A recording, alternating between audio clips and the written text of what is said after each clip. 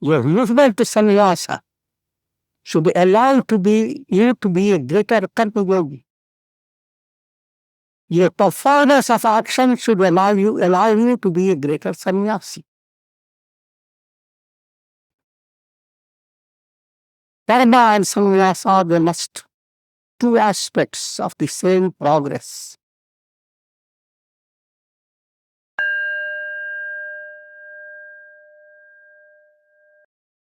Om Vasudeva Sutam Devam Kansachanuramardanam Devaki Paramanandam Krishnam Vande Jagadgurum. Om. Adorations to Lord Krishna, the preceptor of the universe, destroyer of the forces of darkness, and bestower of immortality. Fifth chapter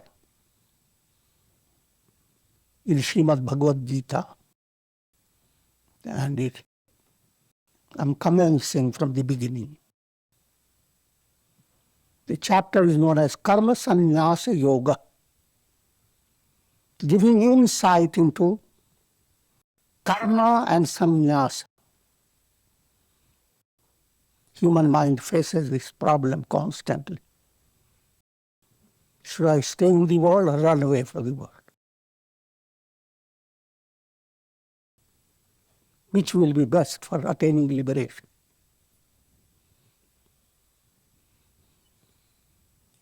Arjuna uvacha sannyasam karmanam Krishna punaryogam cha shansasi yachruyayita yorekam tanme bruhi sunishchitam. O Krishna, you teach renunciation of action and at the same time the yoga of action.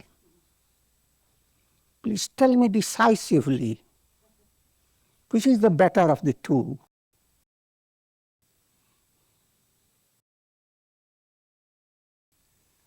You must know the very commencement of the Gita is Krishna is teaching Arjuna. Arjuna who is ready to throw off his bow and arrow and renounce everything. And Krishna begins to give insight into the need of performing his duty. He begins the Gita with this statement, Ashotyananva shochastvam.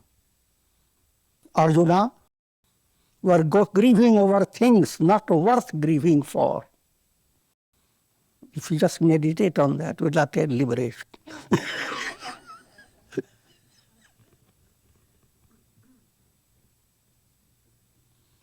And it takes 18 chapters. And in the end, Lord Krishna concludes, therefore, ma shucha, do not grieve. You are grieving over things not worth grieving for. And therefore, don't grieve. That's Gita in brief.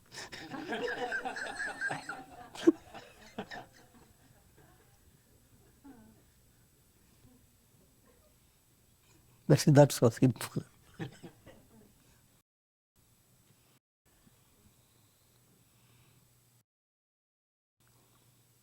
Krishna has encouraged Arjuna to fight, to perform his duty.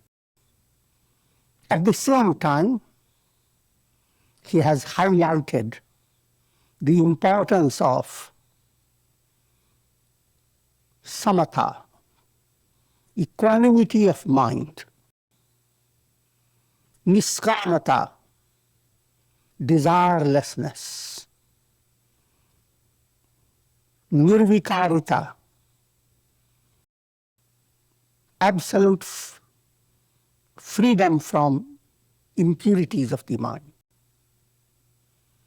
To put it more in a technical way, Vikshepa and Avarana, There are three great hurdles that the soul has to overcome in order to attain enlightenment.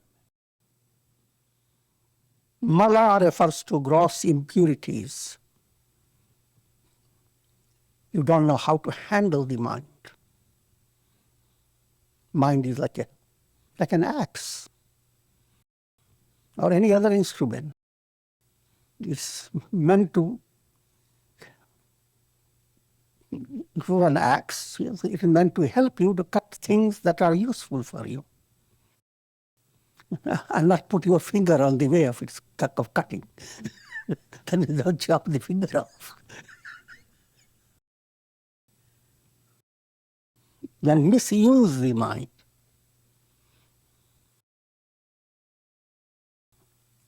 Gross impurities are kama, perverted desires, krodha, anger, lobha, greed, moha, delusion, infatuation, mistaken type of love, mada, pride, conceit, matsarya, jealousy.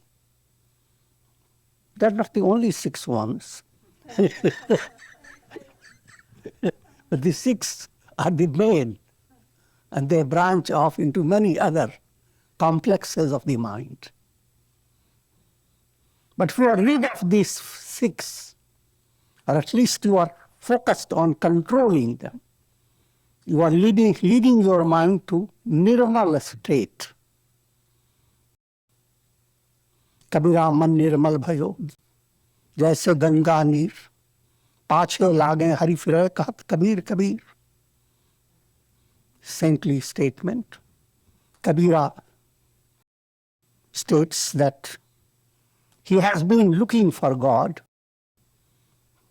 and wherever he went to find him, somehow God knew that he was coming and he ran away from him.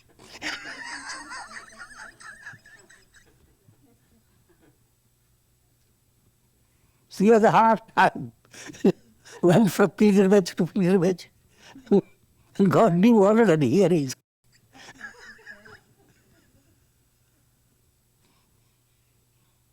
That Kabira focused his attention on turning his mind into nirmal, taking a plunge in the Ganges water.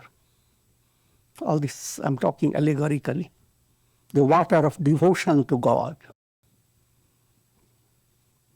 Once he allowed his mind to be soaked with devotion, it became free of impurities.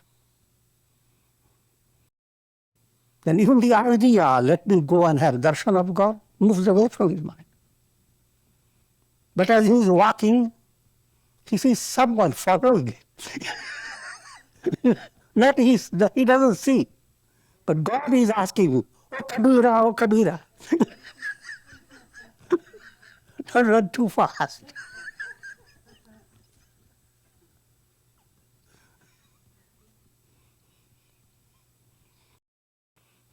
Get to understand the beauty of this statement. Attaining God is the goal of life.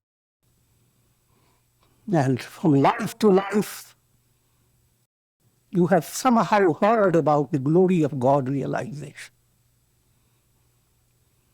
And you have many times tried, yes, wonderful, I will attain God. But God has been running away from you.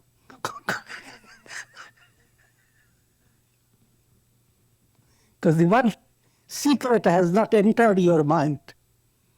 Nirmal. Allow your mind to become free of the malas, malos. So your mind has to first understand what are the malos, what makes me look malin. All is sprinkled with mud. That will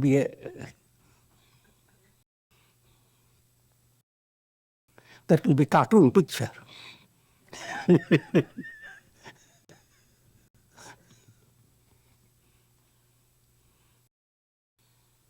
In order to become nirmal, free of the malas, gross impurities. You need to have subtle insight into how to handle your duty. Works flow in your life, just like news flow through the screen day by day.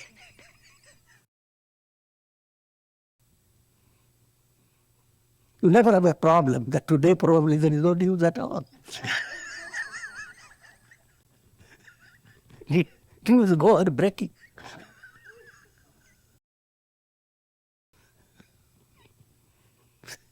Similarly in life, you don't have to think of all the things I have to do, I have done.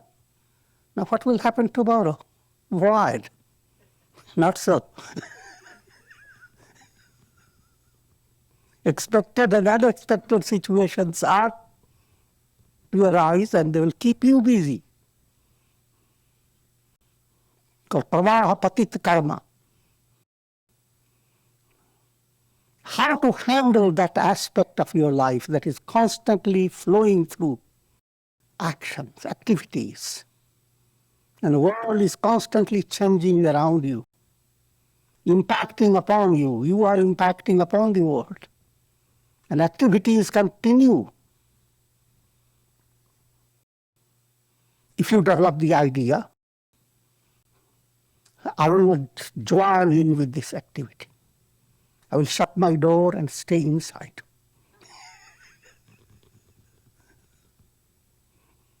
That will not be possible. Because you have to understand the definition of activity. Activities of three types: manasik, vachik, kayik.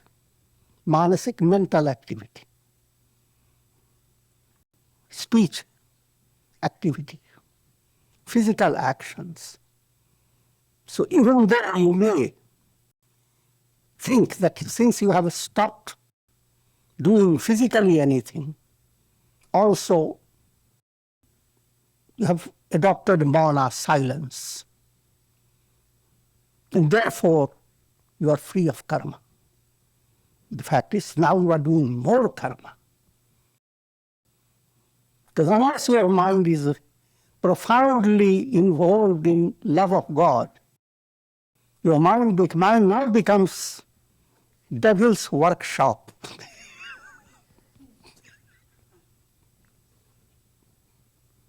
If you have the curiosity to know how does the devil's workshop look like.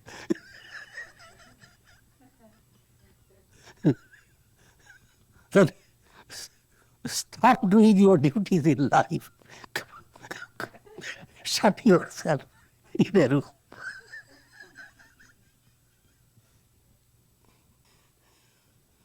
So therefore, moving away from karma literally is impossible. The next possibility is go on doing karmas, constantly hating it. You karma brought me to this pass. One day I'm going to destroy you, turn into ashes. Elaborating. Idea with a sense of contradiction. But this type of work shouldn't have come to me. Now, the cure for this, understand the importance of Svadharma. You should not turn away from Svadharma. Svadharma means what is spontaneously applicable to you in day-to-day life, without big effort or tension. Actions, situations that arise that lead you to act in different ways. Everyone is led to a type of activity which is in tune with person's personality. That's called Svadharma. As manas move away from your mind, you become more involved in Svadharma automatically. If malas continue, your attitude to action is kind of a selfish, a merchant type of attitude. I'm going to do this action. What am I going to get? Business. That's why they call it business. I'm busy.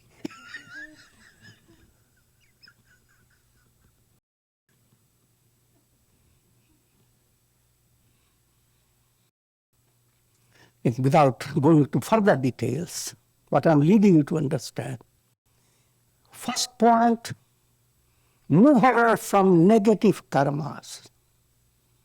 Karmas of jealousy, hatred, revenging on others, degrading others.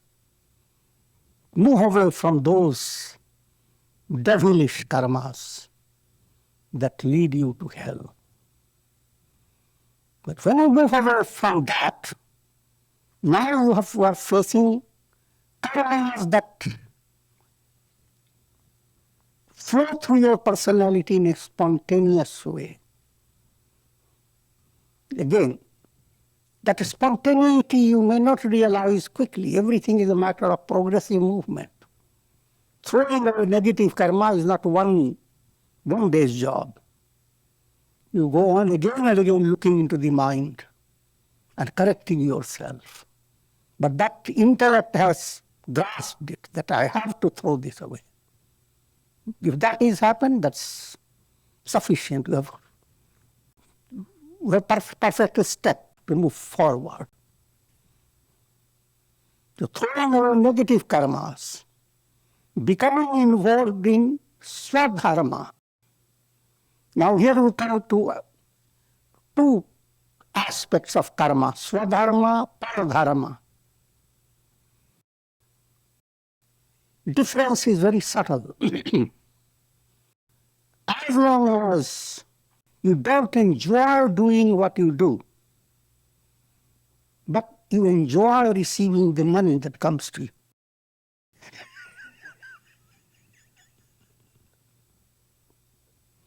You are involved in Paradharma. Actions are making you age, making you tired, bored. And your expectation is for money, the greenery before your eyes. And that's a terrible illusion. People live their life. Only time they are happy when the money is in their hand. And they are able to utilize the money, or utilize terms with quotations, for fun, for distractions of the mind. So the money is not being really utilized. So neither did you enjoy your activity, nor did you enjoy the fruit of your activity. Both ways you are becoming degraded. So you have a paradharma. That another point has to enter the mind. That again, movement is progressive. You again and again you have to adjust your mind to understand that point. Now, you have now come to the dealing with Svadharma. You have a job, you like the job, and you enjoy doing it. But that again, I'm speaking allegorically, not just the job. Whatsoever you do during your life, if you are sweeping the floor, cooking in the kitchen, whatsoever you do, enjoy it. It gives you exercises for your feet. It allows your hands to flash. Hands are called hast. Hast comes from laughter, joyousness. If a person is really happy, look at his hands. If his hands are operating correctly, doing your duties well, then you are really laughing. Your hands make you laugh. Therefore, Sanskrit word for hands is hast. So, I'm coming to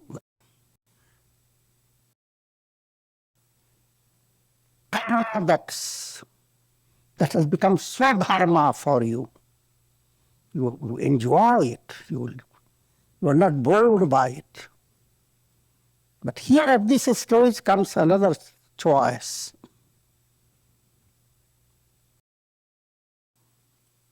Sakamya and Nishkamya. Let me do all these duties I have to do for prosperity, fame, name, power. Whatsoever your ego says is the ideal of success. You ask your ego, what do you think? What should I do?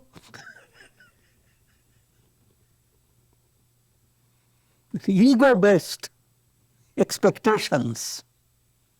Yes, your sakarma karma is the best that can fulfill that aspect, will give you more success, success beyond your imagination.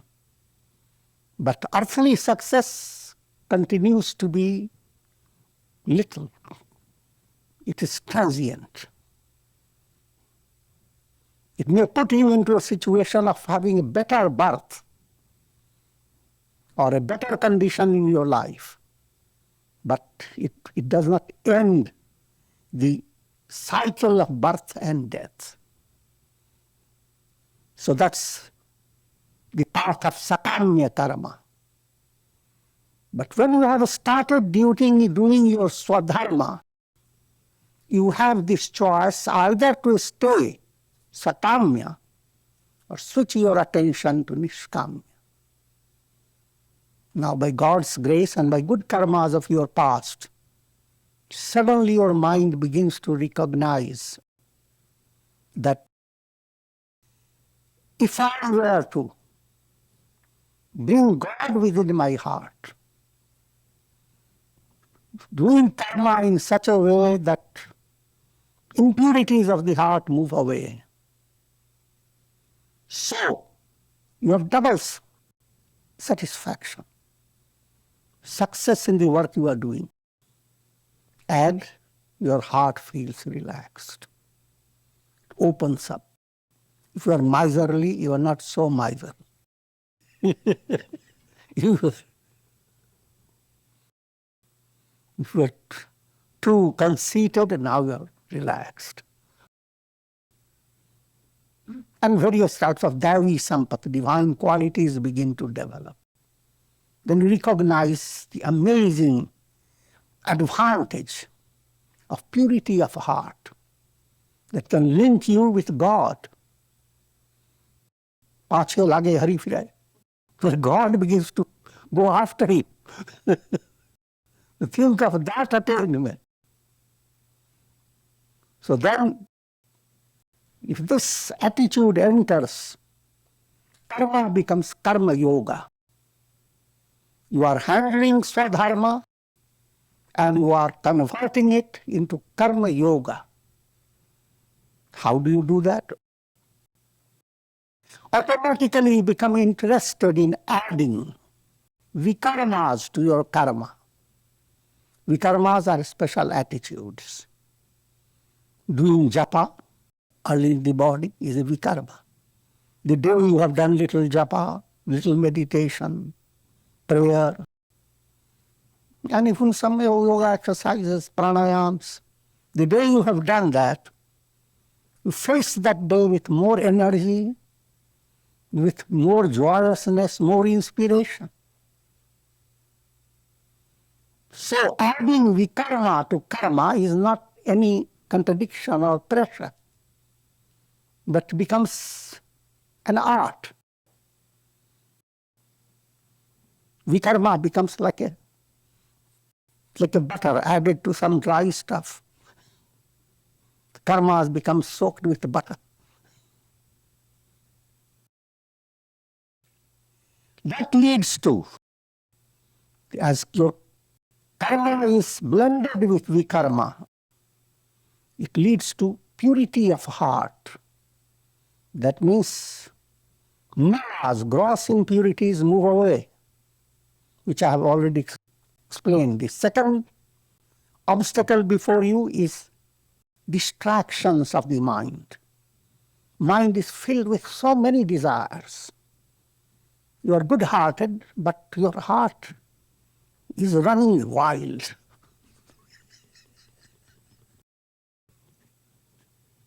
So many things are happening in the world.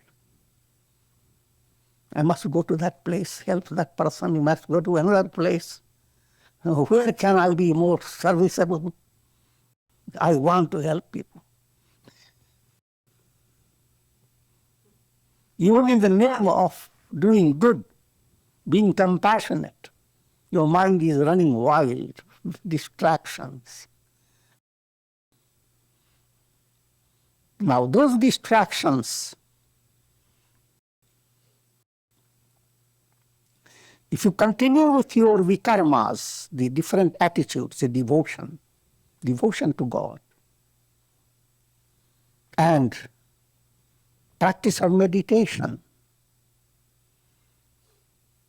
all leading to a profound understanding that in reality I am not separate from God. Deha buddhya tu dasoham. To the extent I am identified with the body, I will have the attitude, I am a slave, God is the master.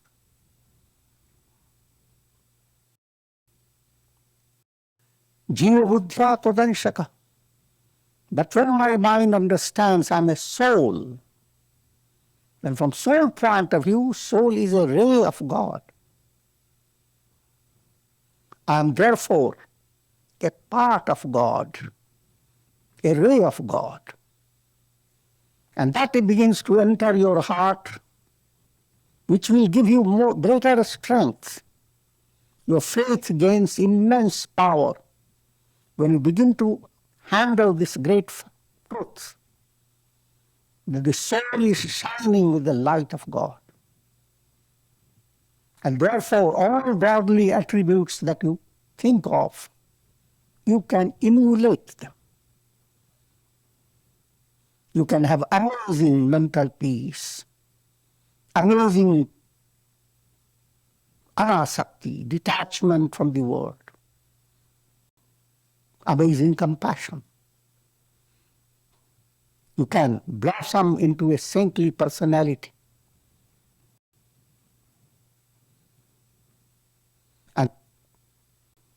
And there is no limit to your possibility. This aspect, Vikshepa, being moving away, now brings you to Bhakti Yoga.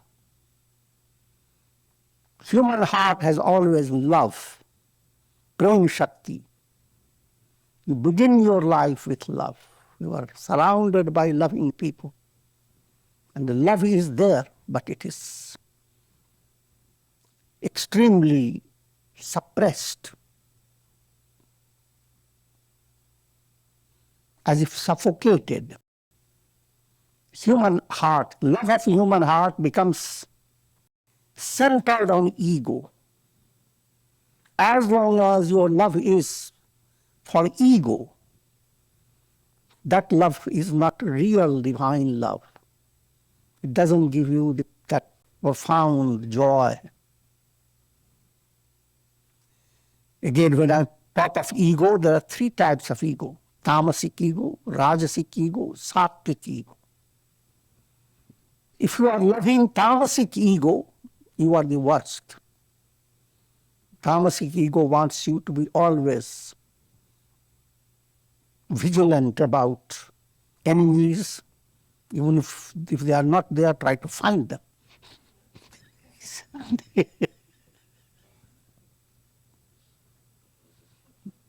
Live in an area where there is always excitement, always gnashing of the teeth and flashing of the eyes and thundering of the lips. That's tamasic ego. And the prana within you becomes wedded to that tamasic ego. And that's worst. If you evolve a little, it becomes wedded to rajasic ego. Love of your heart wants to have lot of prosperity, lot of fame, lot of loving people, and a very good atmosphere, prosperity, plenty. But this is not the goal, not the desirable. You are still in a shallow world that ego is not fulfilling. But then comes love of sattvic ego. Your Prem Shakti moving to sattvic ego. In Ramayana, these three egos have been presented in the form of Kumbhakarna, tamasic ego, Ravana, rajasic ego, Vibhishana, sattvic ego. So once this Prem Shakti moves towards sattvic ego, now things become totally different. The sattvic ego is transparent. The love is not therefore confined or restricted. Ego opens the door. And so,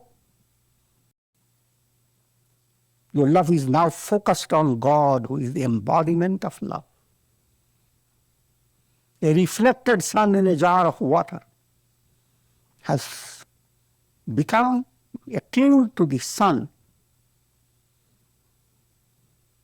This attunement is not something that has been created, it is the reality. Reflected sun is not real.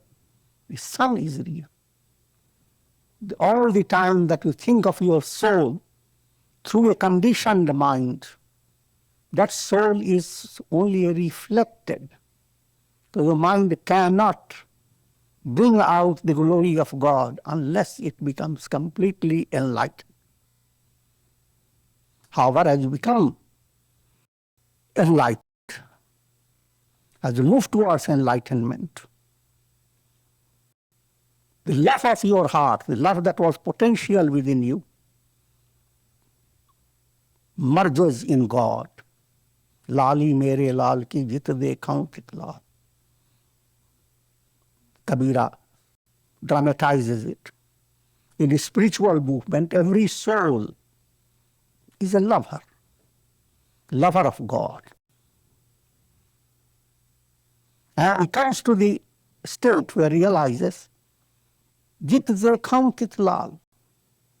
Wherever I turn my eyes, there I see the beloved Lord. Things that are considered negative, things that are considered positive, whichever way. And surprisingly, मैं भी हो गई लाल. Look at myself, I'm no longer the same. God consciousness has gripped everything, swallowed it all up. So all that I was talking about, focused on Nishkamata. First, you removed malas, gross impurities. Second, you removed all the desires of your mind. Desires are based on love of your heart. Thirdly, tattva jnana, insight, spiritual, intuitive knowledge. The knowledge, the vision that shows you to be totally different from your ego, your mind, your intellect, your senses. It sees the drama created by mind, intellect, senses, etc. and enjoys it. All this is lila. For easy understanding, think of your dream. The entire dream has been created by your own consciousness. But while dreaming, you don't know it. But if you are to begin to know that everything in this dream world is yourself, you are the scorpion, you are the roach, You are the blossoming flowers. You are the surging sea. You are the expanding horizons. Everything in your dream, good and bad, no matter how vast it is. If that awakened vision were to dawn while you are dreaming, the same dream that was giving you terrible experience, now it will give you an exhilarating sense of sport. At one moment you were drowning in a lake. Another moment, I'm just trying to dramatize it. If you have that vision, I am all, you switch your attention from being drowned and flying in the sky. In dream, it doesn't take much time.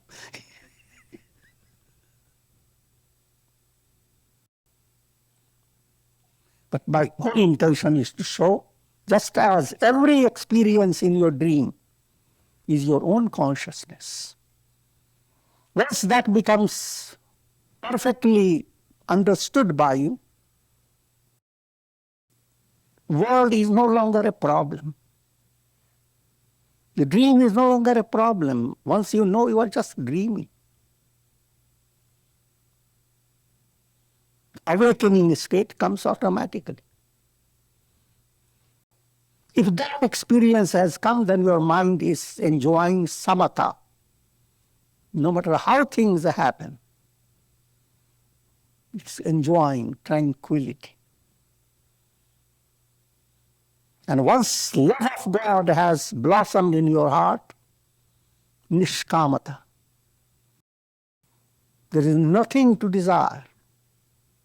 Desires are expressions of love of your heart, distractions created by or reflections of love within your heart. But when you have a profound fulfillment, God is the source of love, and I don't have to look for Him. It's right there.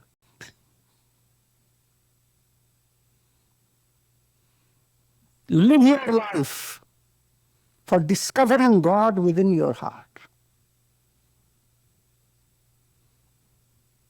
Otherwise, people live their life for scattering God within the heart, moving away from God and going after the world. As balas develop, your idea is, your support is the world. As balas diminish, you are already supported by God. Therefore, when these qualities begin to develop in you and that your mind is focused on these, you are a sannyasi, a person of renunciation. But if your mind is not focused on these, no matter whatever style of life you may adopt externally, you are not a sannyasi. You can physically be initiated, become a sannyasi, but that in itself doesn't mean that you have become a sannyasi. Just to give you a simple understanding, in all religions, the tradition, especially in Hindu religion, that everyone must understand there are four stages in life. Student stage, brahmacharya, grihastha, household stage, vanaprastha stage, like a retired type of a stage, and sannyasa stage of getting into a religious order, become a sannyasi, change the colors, orange color robes, and become a sannyasi. But while that's the outer form should not delude you.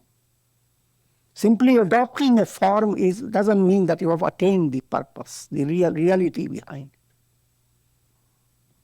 People who have not adopted that, they can as well be a sannyasi. The sannyas, being a sannyasi, is an internal experience, a subjective experience. If you are developing Samata, equanimity, developing a sense of profound fulfillment, no desires, great love for God, and impurities of the mind have run away, are running away, then you are a sannyasi, no matter whatever may be your outer appearance.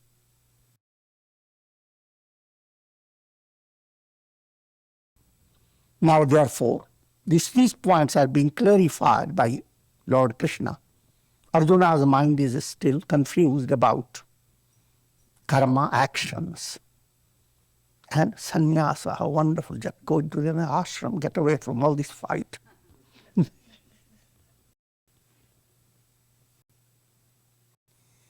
Shri Bhagavan Uvacha Sannyasa karma yogascha nishya sakara vubhau tayostu karma sannyasa karma yogo vishishyate.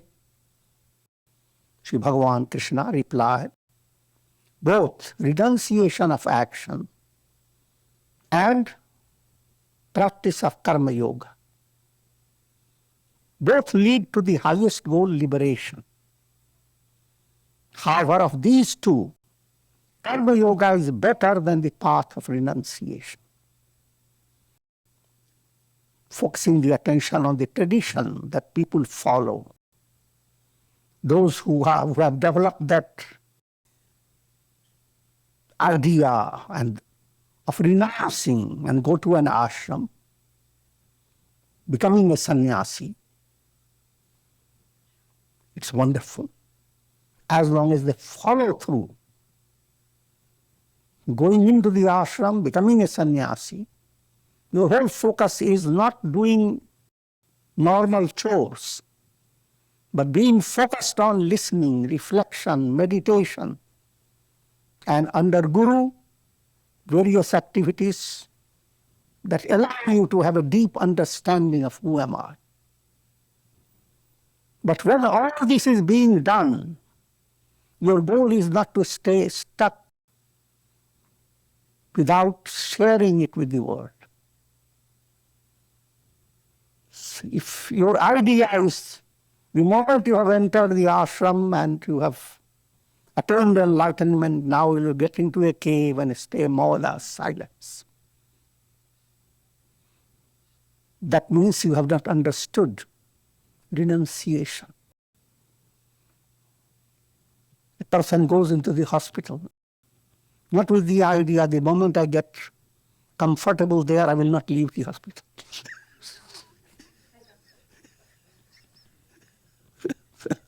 I will stay with it.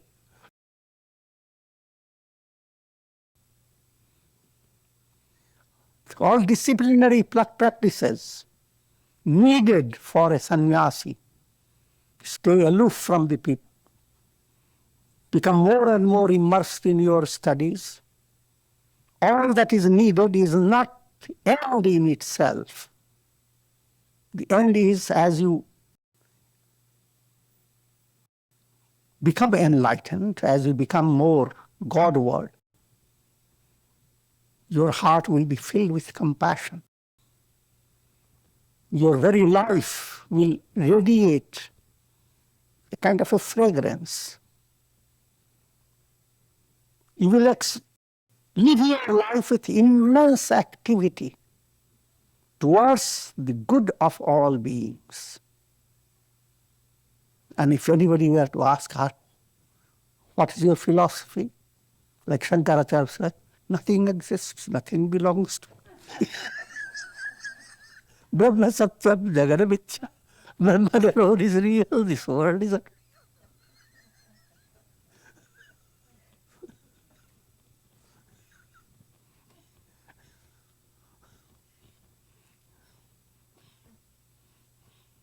No one was so emphatic about the negation of the world than Shankaracharya. At the same time, no one has done so much work for the world as Shankaracharya.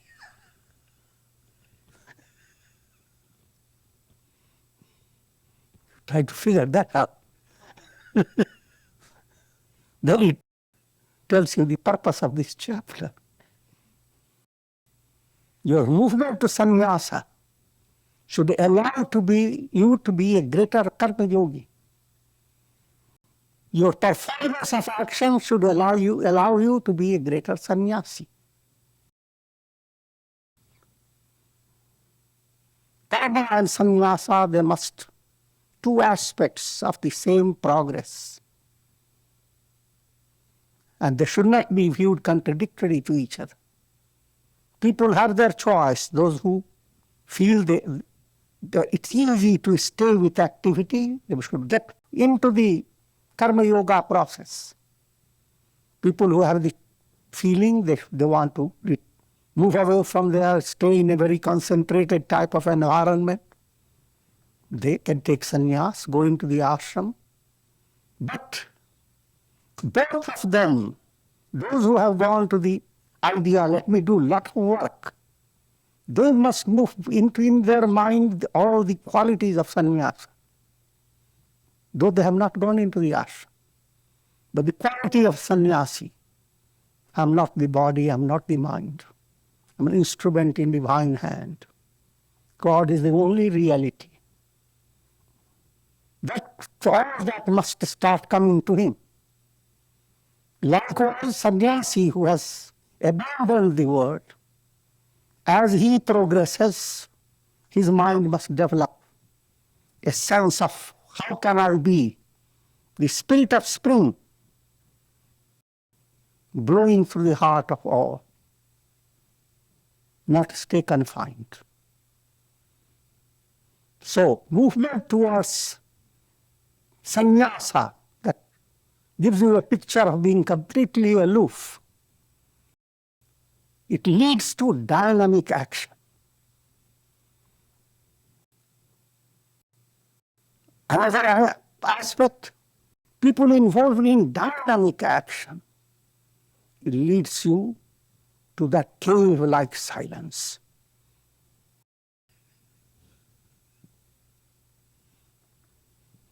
Therefore, these two are interdependent, sannyasa and karma.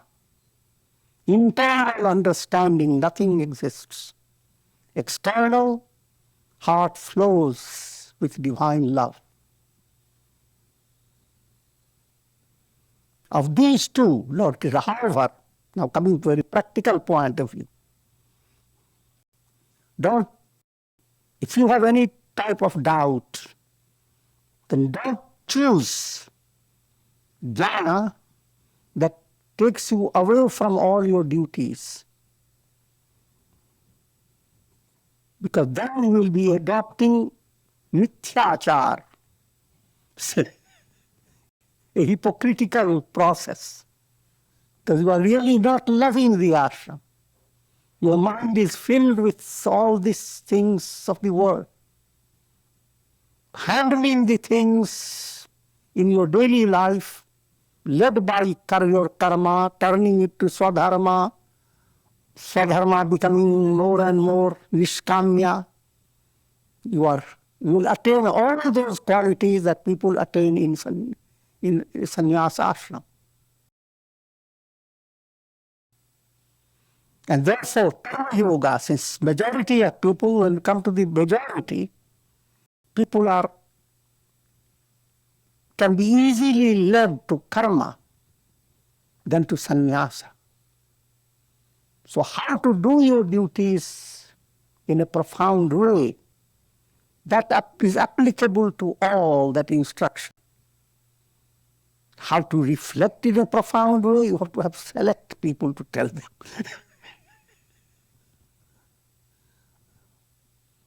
So karma yoga is better for the majority of people than the path of renunciation. And even if you are in doubt, karma yoga will prepare you, purify your heart, and let you choose with greater clarity. Jiya nitya sannyasi yo nadvashti na kankshati nirdvandvo hi mahabhaho sukham bandhat pramuchyate. O great armed Arjuna, Mahabaho. All this has allegorical meaning. If your arms, your hands are not doing things that are very limited, based on moha, selfish love, then you are small-armed.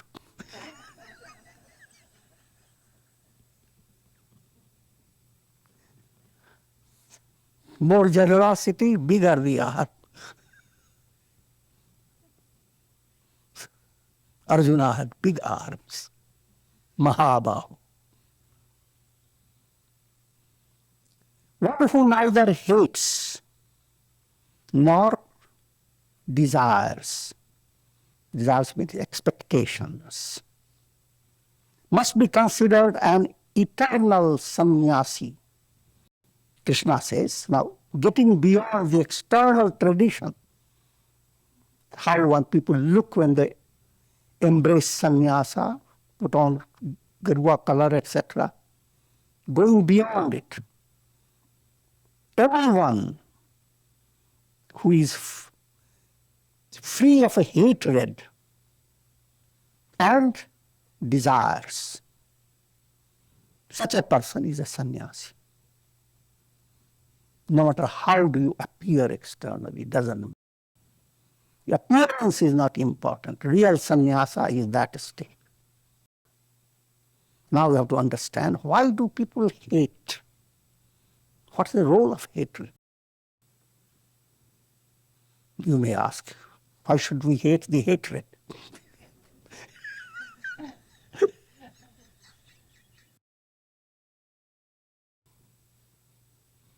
Of course, I'm leading with just riddles. Overcoming hatred, that's a profound project in life. When you begin to understand people whom you hate, due to various reasons.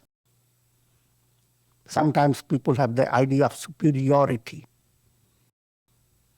And you can't bear anybody who reminds you of when you were in inferior position.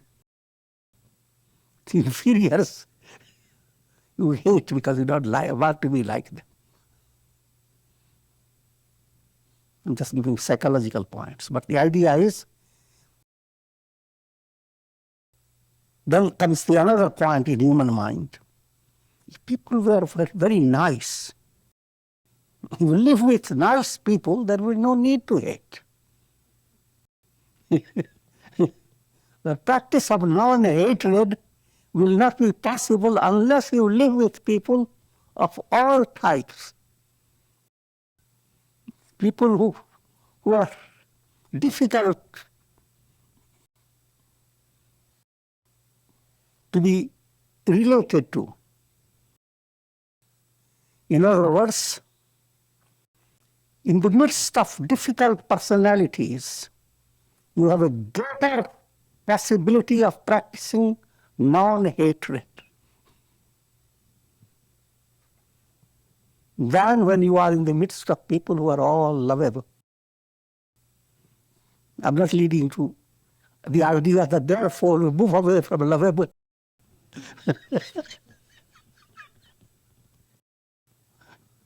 But every now and then, no matter how safe and secure you are bound to encounter personalities who are completely with distorted understanding. But then you should understand God has given you a chance, a possibility of practicing non-hatred. All that you see is look at the person like a doctor. When a doctor looks at a patient, he doesn't hate the patient, he just tries to know what the diagnosis. Can I help the person? If you can't help it, then hate yourself. Figurative.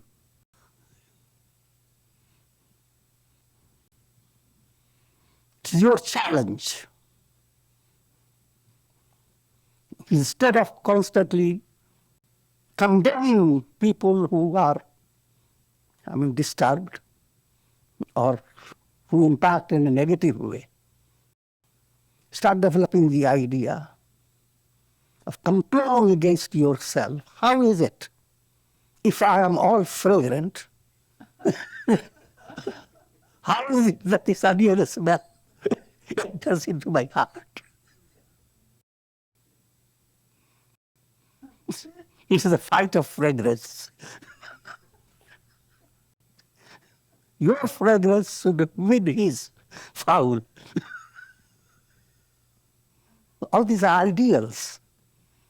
Ideals are not easy, but holding that in your mind one day will make it easy. And with this I'll conclude. Om Shanti. Om Purnamadaha Purnamidam Purnat Purnamudachyate Purnasya Purnamadaya Purnamevavashishyate. Om Shanti Shanti Shanti.